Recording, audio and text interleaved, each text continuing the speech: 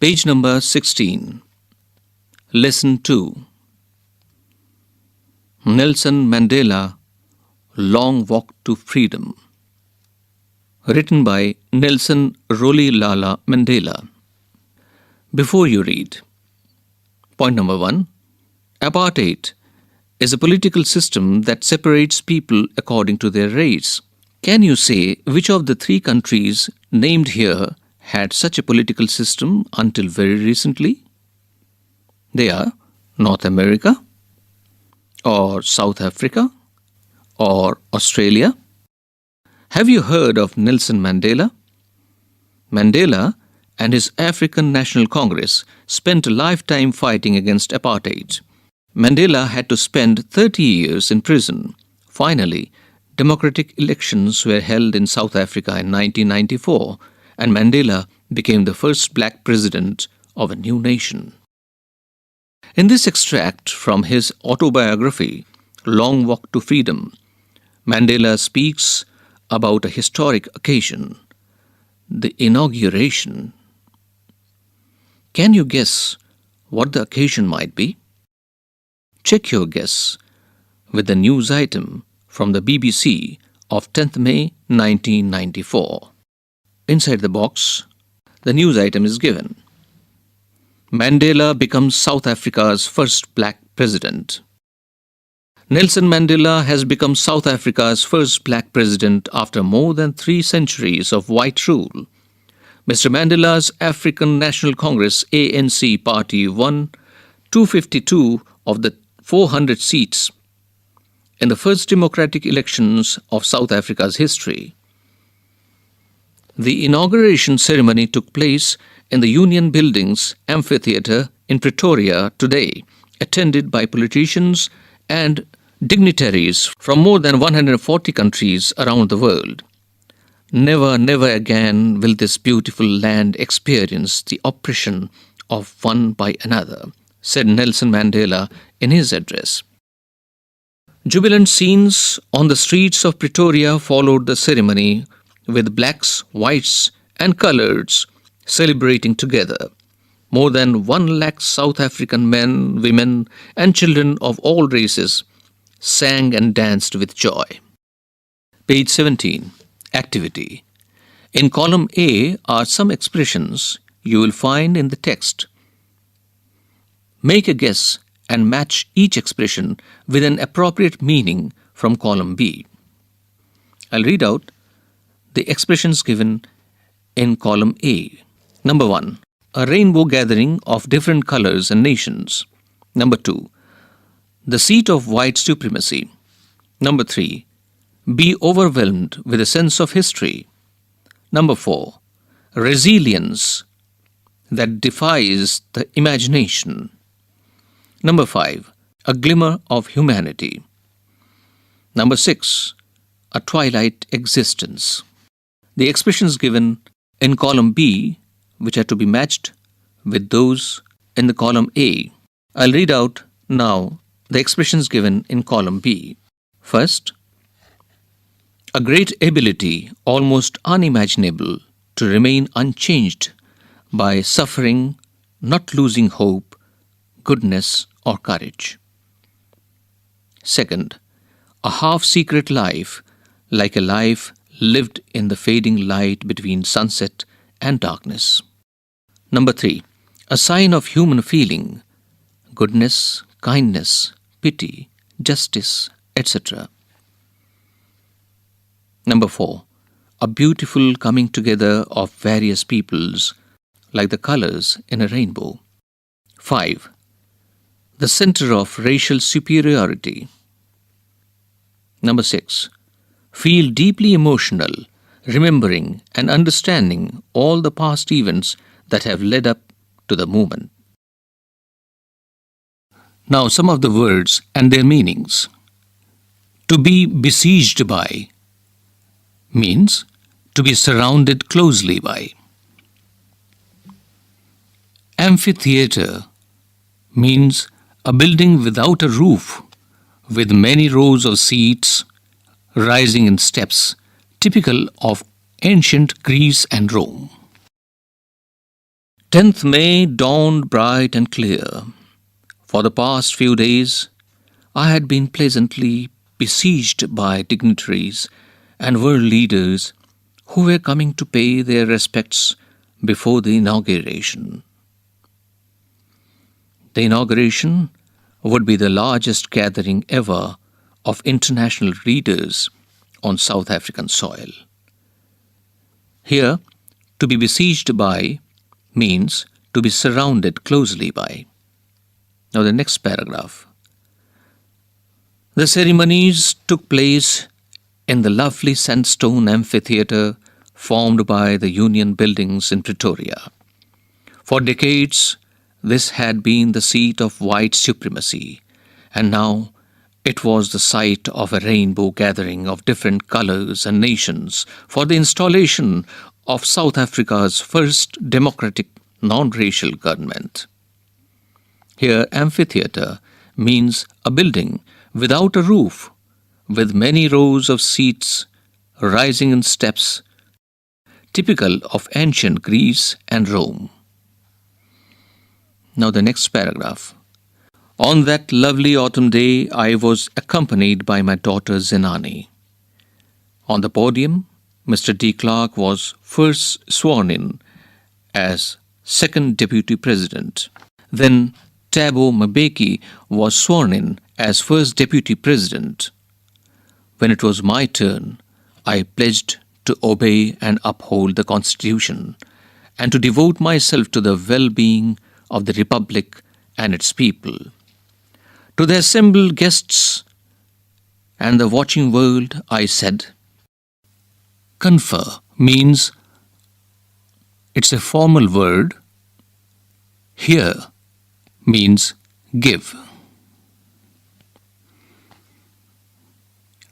We who were outlaws means because of its policy of apartheid, many countries had earlier broken off diplomatic relations with South Africa.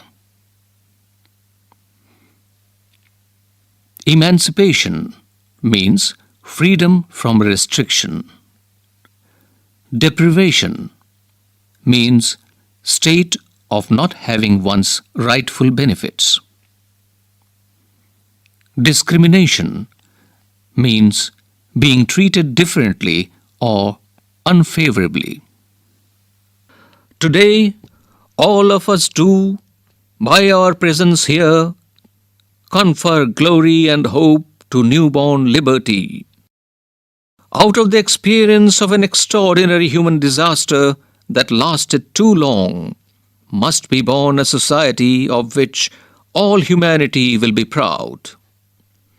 We, who were outlaws not so long ago, have today been given the rare privilege to be host to the nations of the world on our own soil.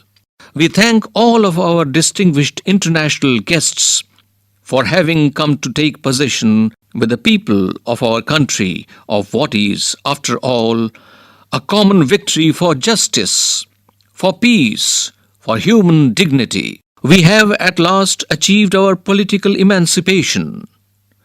We pledge ourselves to liberate all our people from the continuing bondage of poverty, deprivation, suffering, gender, and other discrimination. Never, never, and never again shall it be that this beautiful land will again experience the oppression of one by another. The sun shall never set on so glorious a human achievement. Let freedom reign. God bless Africa. Oral comprehension check. Number 1. Where did the ceremonies take place? Can you name any public buildings in India that are made of sandstone? Number 2.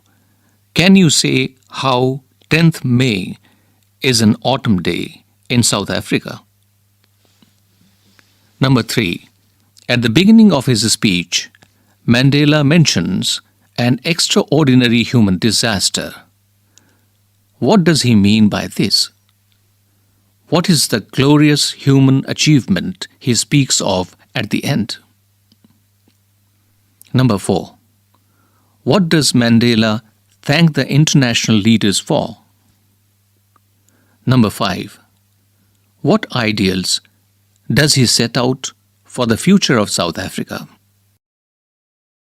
Spectacular array means an impressive display, colorful and attractive. Not unmindful of means conscious of, aware of. Chevron means a pattern in the shape of a V. Despised means had a very low opinion of. Page 19.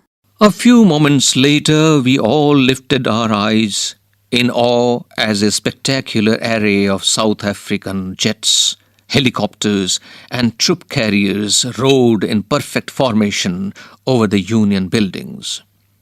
It was not only a display of pinpoint precision and military force, but a demonstration of the military's loyalty to democracy, to a new government that had been freely and fairly elected.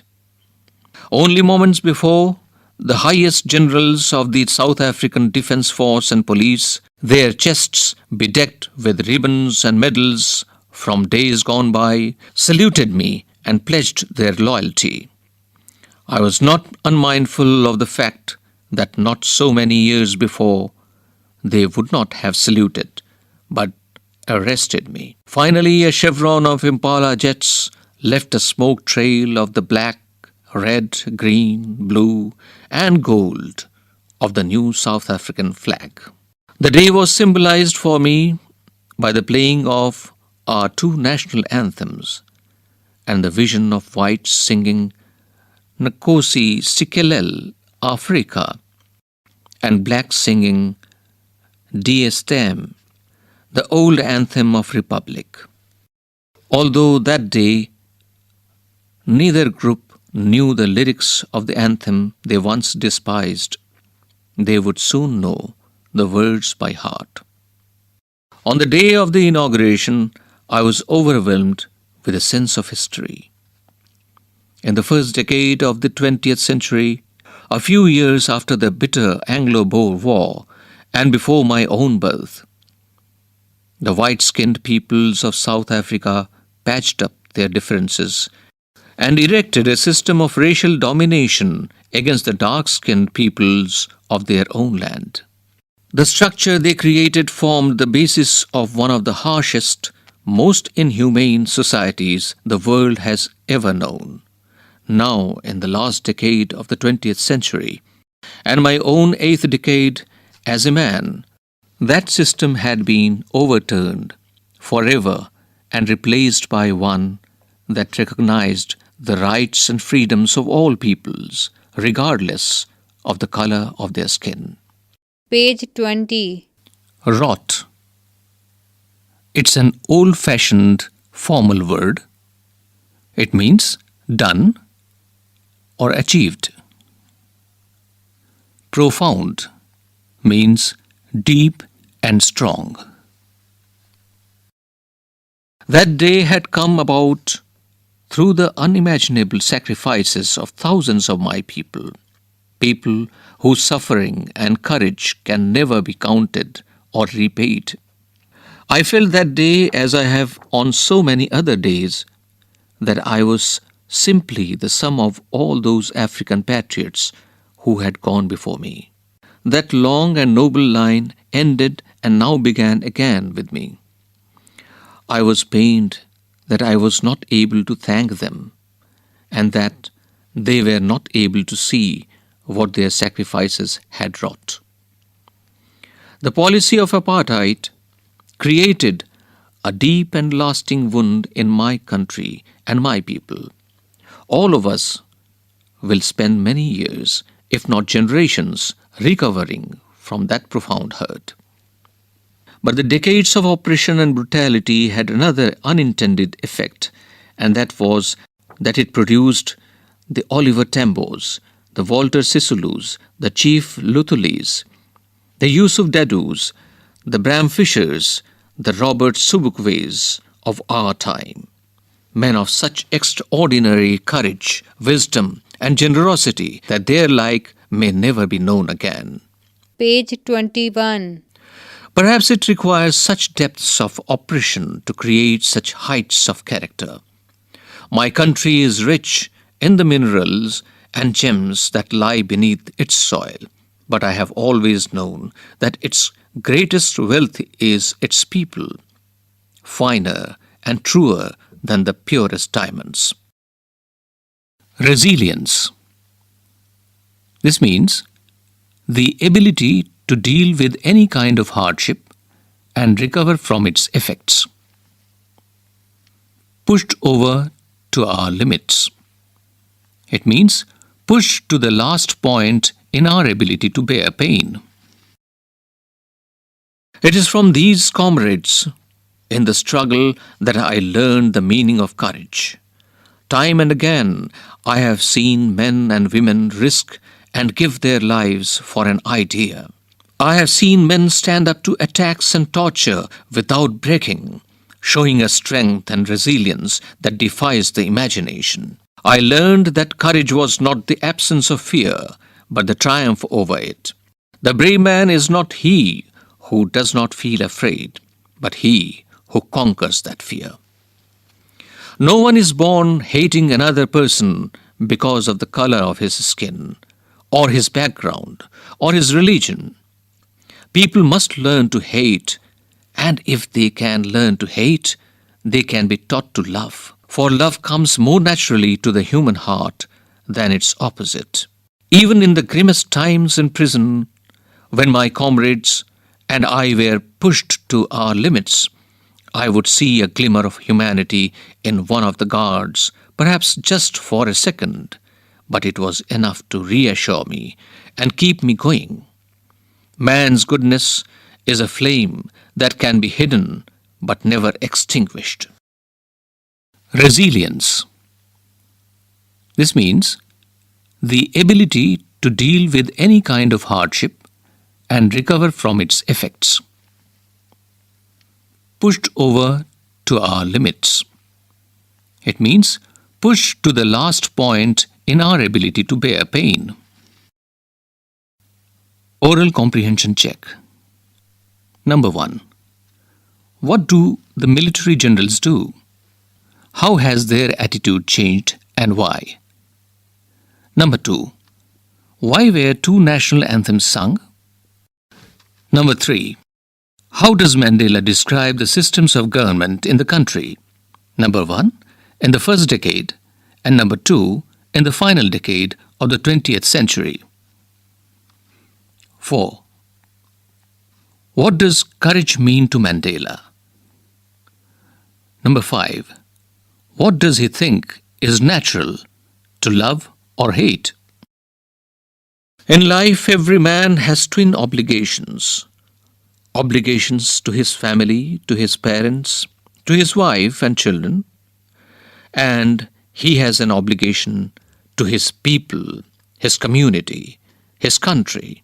In a civil and humane society, each man is able to fulfill those obligations according to his own inclinations and abilities. Page 22. But in a country like South Africa, it was almost impossible for a man of my birth and color to fulfill both of those obligations. In South Africa, a man of color who attempted to live as a human being was punished and isolated. In South Africa, a man who tried to fulfill his duty to his people was inevitably ripped from his family and his home and was forced to live a life apart, a twilight existence of secrecy and rebellion. I did not, in the beginning, choose to place my people above my family, but in attempting to serve my people, I found that I was prevented from fulfilling my obligations as a son, a brother, a father, and a husband. Inclinations means natural tendencies of behavior. Inevitably means unavoidably. Illusion means something that appears to be real but is not. Transitory means not permanent. Curtailed means reduced. I was not born with a hunger to be free. I was born free. Free in every way that I could know. Free to run in the fields near my mother's hut. Free to swim in the clear stream that ran through my village. Free to roast mealies under the stars and ride the broad backs of slow-moving bulls.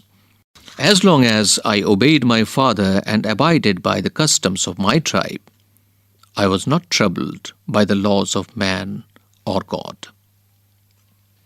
It was only when I began to learn that my boyhood freedom was an illusion, when I discovered as a young man that my freedom had already been taken from me, that I began to hunger for it.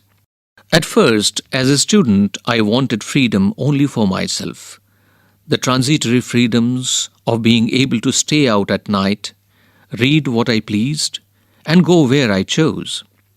Later, as a young man in Johannesburg, I yearned for the basic and honorable freedoms of achieving my potential, of earning my keep, of marrying and having a family, the freedom not to be obstructed in a lawful life.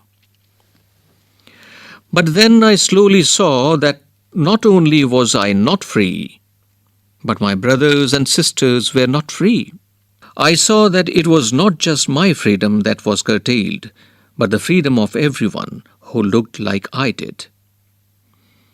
That is when I joined the African National Congress, and that is when the hunger for my own freedom became the greater hunger for the freedom of my people. Page 23. It was this desire for the freedom of my people to live their lives with dignity and self-respect that animated my life, that transformed a frightened young man into a bold one, that drove a law-abiding attorney to become a criminal, that turned a family-loving husband into a man without a home, that forced a life-loving man to live like a monk.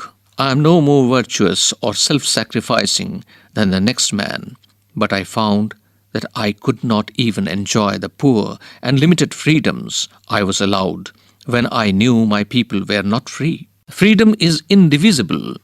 The chains on every one of my people were the chains on all of them.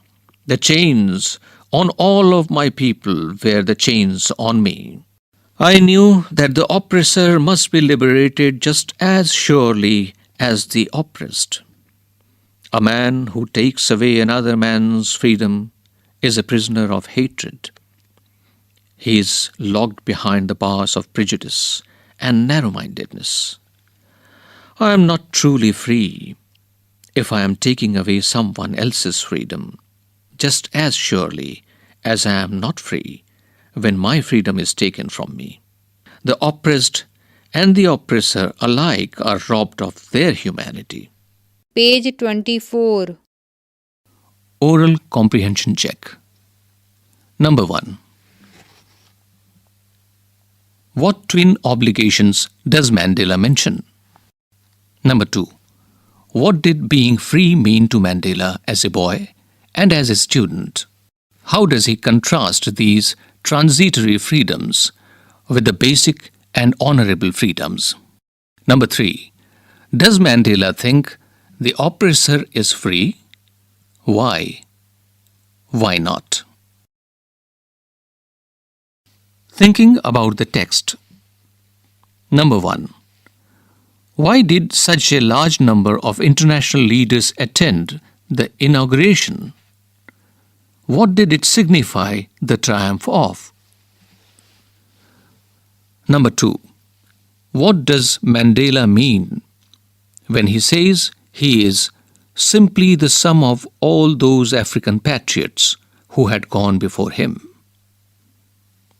Number 3. Would you agree that the depths of oppression create heights of character? How does Mandela illustrate this? Can you add your own examples to this argument? Number 4. How did Mandela's understanding of freedom change with age and experience? Number 5. How did Mandela's hunger for freedom change his life? Thinking about language. Number 1. There are nouns in the text: formation, government, which are formed from the corresponding verbs form and govern by suffixing ation or ment. There may be a change in the spelling of some verb, noun pairs, such as rebel to rebellion, constitute to constitution. Number 1. Make a list of such pairs of nouns and verbs in the text. For example, the noun is rebellion and the corresponding verb is rebel. Likewise, the noun is constitution, while the corresponding verb is constitute. Page number 25. Number 2. Read the paragraph as follows. Fill in the blanks with the noun forms of the verbs in the brackets. Martin Luther King's blank space to be filled with the noun form of contribute to our history as an outstanding leader began when he came to the blank space to be filled with the noun form of the word assist of Rosa Parks, a seamstress who refused to give up her seat on a bus to a white passenger. In those days, American blacks were confined to positions of second-class citizenship by restrictive laws and customs. To break these laws would mean the blank space to be filled in with an appropriate noun form of the word subjugate and another blank space to be filled in with an appropriate noun form of the word humiliate by the police and the legal system. Beatings, blank space, to be filled in with the appropriate noun form of the word imprison, and sometimes death awaited those who defied the system. Martin Luther King's tactics of protest involved non-violent blank space to be filled in with an appropriate noun form of resist to racial injustice. Now the second, using the definite article with names. You know that the definite article the is not normally used before proper nouns, nor do proper nouns usually occur in the plural. We do not say the Nelson Mandela or Nelson Mandelas. But now look at these sentences from the text. The decades of oppression and brutality produced the Oliver Tambos, the Walter Sisulus of our time. Used in this way with the and or in the plural, a proper noun carries a special meaning. For example, what do you think the names above mean? Choose the right answer. A. For example, Oliver Tambo, Walter Sisulu. B. Many other men like Oliver Tambo, Walter Sisulu. Many men of their type or kind whose names may not be as well known. Did you choose option B? Then you have the right answer. Here are some more examples of the used with proper names. Try to say what these sentences mean. You may consult a dictionary if you wish. Look at the entry for the. Number 1. Mr. Singh regularly invites the Amitabh Bachchans and the Shah Rukh Khans to his parties. Number 2. Many people think that Madhuri Dixit is the Madhubala of our times. Number 3.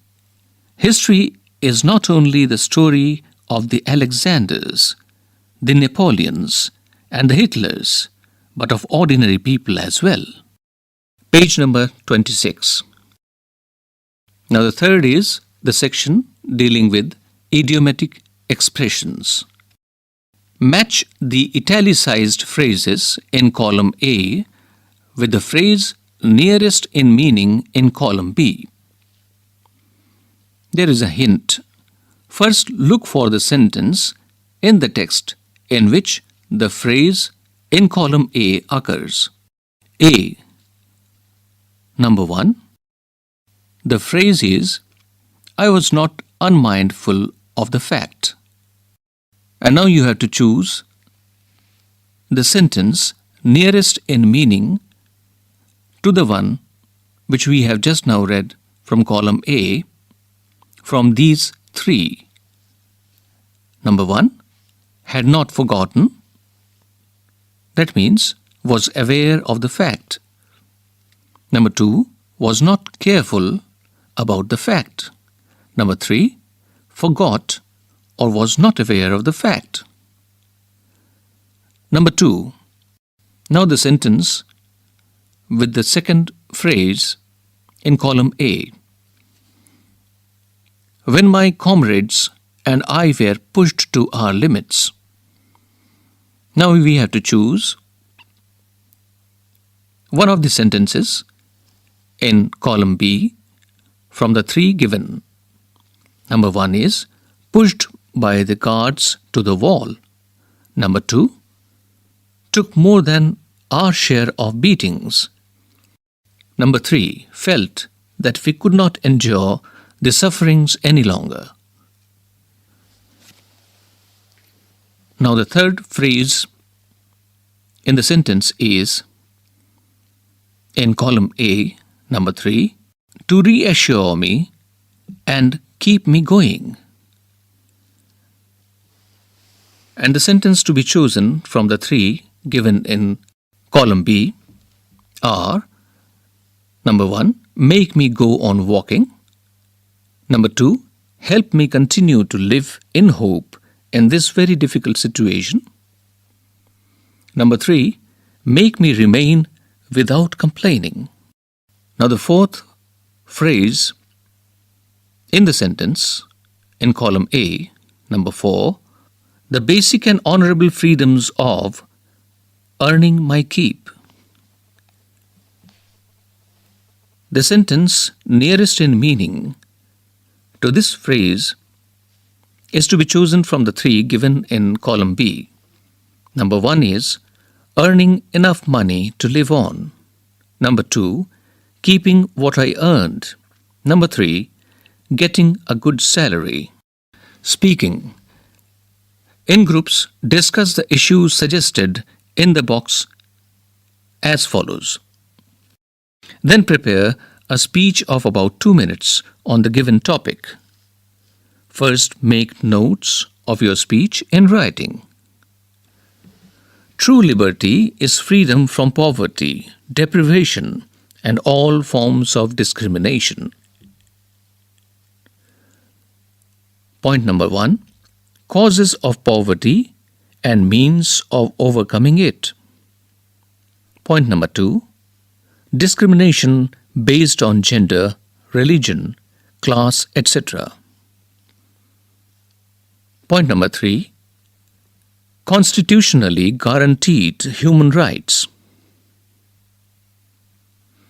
Now writing.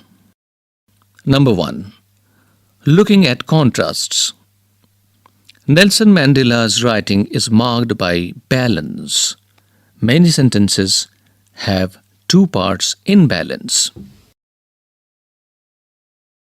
Page number 27. Use the following phrases to complete the sentences given as follows. Number 1. They can be taught to love. Number 2. I was born free. Number 3. But the triumph over it. Number 4. But he who conquers that fear. Number 5. To create such heights of character. Now the incomplete sentences are: Number 1. It requires such depths of oppression. Blank space. Number 2. Courage was not the absence of fear. Blank space. Number 3. The brave man is not he who does not feel afraid. Blank space. Number 4. If people can learn to hate. Blank space. Number 5. I was not born with a hunger to be free. Blank space. Now the second, this text repeatedly contrasts the past with the present or the future. We can use coordinated clauses to contrast two views for emphasis or effect. Following are the sentences carrying one part of the contrast. Find in the text the second part of the contrast and complete each item. Identify the words which signal the contrast. This has been done for you in the first item. The first item is: for decades, the Union buildings had been the seat of white supremacy, and now the second. Only moments before, the highest generals of the South African Defence Force and Police saluted me and pledged their loyalty. Not so many years before, they would not have saluted. Blank space. Third, although that day neither group knew the lyrics of the anthem, they would soon. Blank space. Number 4. My country is rich in the minerals and gems that lie beneath its soil. Blank space. Number 5. The air show was not only a display of pinpoint precision and military force, but. Blank space. Number 6. It was this desire for the freedom of my people that transformed. Blank space into a bold one that drove. Blank space to become a criminal that turned. Blank space into a man without a home. Third, expressing your opinion. Do you think there is color prejudice in our own country? Discuss this with your friend and write a paragraph of about 100 to 150 words about this. Page number 28. You have the option of making your paragraph a humorous one. Read the short verse as follows. When you were born, you were pink. When you grew up, you became white. When you are in the sun, you are red. When you are sick, you are yellow. When you are angry, you are purple. When you are shocked, you are grey. And you have the cheek to call me colored. In this lesson, what we have done: shared Nelson Mandela's moving description of his inauguration as South Africa's first black president and his thoughts on freedom. What you can do: divide your class into 3 groups and give each group one of the following topics to research. Number 1.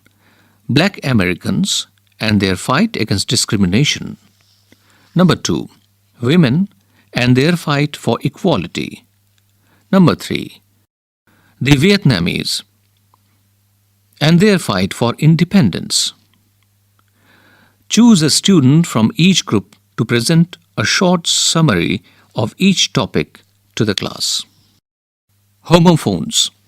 Can you find the words as follow that are spelled similarly and sometimes even pronounced similarly but have very different meanings? Check their pronunciation and meaning in a dictionary. The bandage was wound around the wound. The soldier decided to desert his desert in the desert. Page number 29. The lesson is A Tiger in the Zoo. It's a poem, and this poem contrasts a tiger in the zoo with the tiger in its natural habitat. The poem moves from the zoo to the jungle and back again to the zoo. Read the poem silently once and say which stanzas speak about the tiger in the zoo and which ones speak about the tiger in the jungle. Now the poem. He stalks in his vivid stripes the few steps of his cage, on pads of velvet quiet in his quiet rage. He should be lurking in shadow, sliding through long grass near the water hole where plump deer pass. He should be snarling around houses at the jungle's edge, baring his white fangs, his claws, terrorizing the village. But he is locked in a concrete cell, his strength behind bars, stalking the length of his cage, ignoring visitors. He hears the last voice at night, the patrolling cars, and stares with his brilliant eyes at the brilliant stars. The poet is Leslie Norris. Page number 30. Glossary. Snarls means makes an angry warning sound. Thinking about the poem. Number 1. Read the poem again and work in pairs or groups to do the following tasks. Number 1. Find the words that describe the movements and actions of the tiger in the cage and in the wild.